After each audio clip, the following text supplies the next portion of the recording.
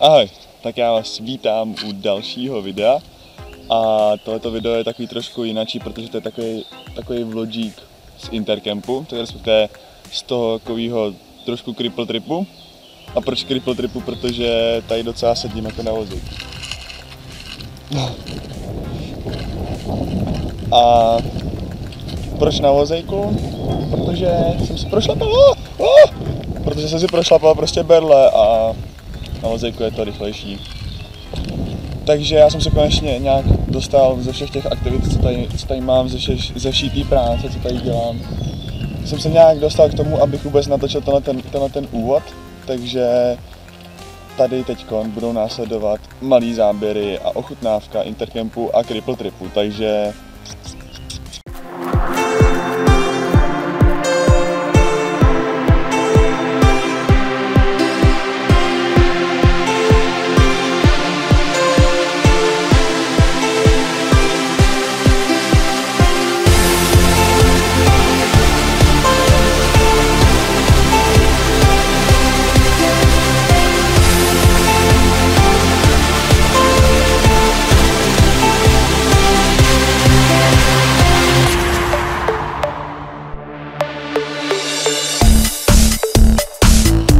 docela borec, přijel šmejdit hajzlu.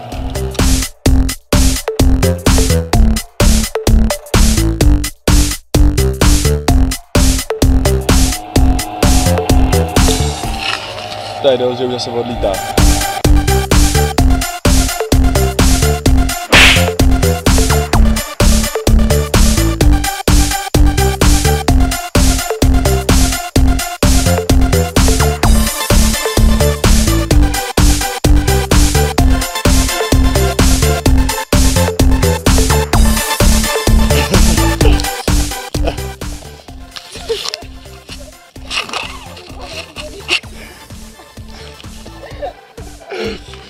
Tam to prostě žere.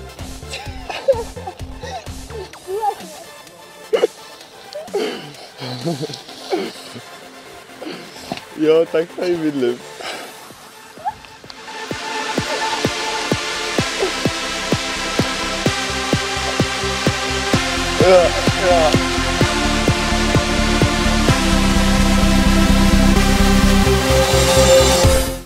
Agněška nás zavřela před ksichtem, co se viděli.